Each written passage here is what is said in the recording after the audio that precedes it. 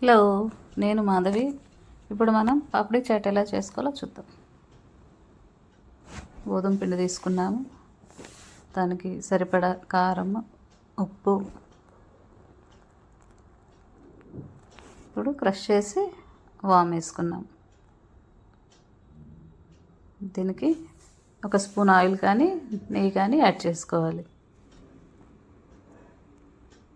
అప్పుడు ముద్ద సాఫ్ట్గా వస్తుంది. ఇప్పుడు ఈ మూడు కలిపిన మిక్చర్ని మంచి సాఫ్ట్ డౌగా ప్రిపేర్ చేసుకోవాలి. చూడండి, ఇలా ముద్ద ఫామ్ అయిన తర్వాత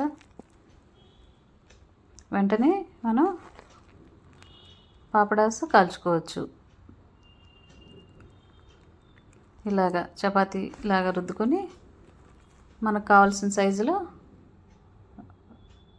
మూతలు కానీ ఇలా గ్లాసు అంచులు లేని వాటితోటి ఇలా కట్ చేసుకోవచ్చు.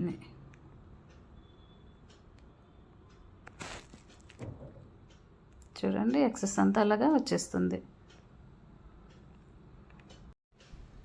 ఈ పాపడి చాట్లు ఇంట్లోనే తయారు చేసి పిల్లలకు పెట్టడం వల్ల కొంచెం హెల్తీ స్నాక్ ఇచ్చిన వాళ్ళం అవుతాము. ఇదిగోండి, ఇలా రౌండ్స్ అయిన తర్వాత బాండీలో ఆయిల్ వేసుకుని బాగా కాగిన తర్వాత మీడియం ఫ్లేమ్లో ఇలా పాపడాస్ కాల్చుకోవాలి.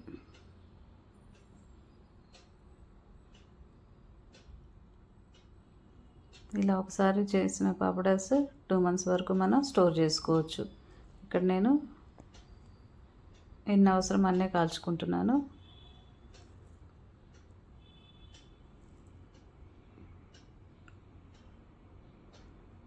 ఈవినింగ్స్ ఇలాంటి స్నాక్స్ బాగా ఇష్టపడతారు కాబట్టి ఇంట్లోనే చేసుకుని తినడం వల్ల కొంచెం హెల్త్ బెనిఫిట్స్ కూడా ఉంటాయి. ఇదిగోండి, ఇలా తయారైన పాపడాస్ మీద స్టఫింగ్ చేసుకోవాలి. కరకరగా వచ్చినాయి. ఇప్పుడు దీని మీద ఒక పాపడ తీసుకుని టమాటో సాసు, క్యారెట్, పుదీనా, కొత్తిమీర, టొమాటో, ఆనియను, పెరుగు, సేవు,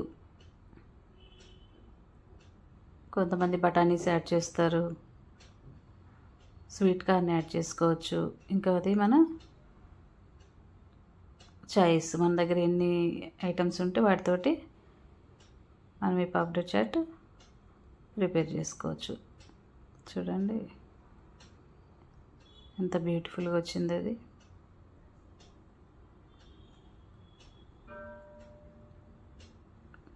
ఇలాంటి మంచి మంచి రెసిపీస్ కోసం నా ఛానల్ సబ్స్క్రైబ్ చేయండి.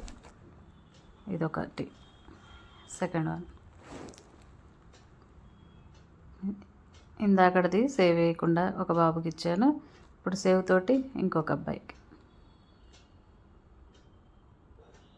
ఇలా పెరుగు కూడా ఒకేసారి స్ప్రెడ్ చేసేసి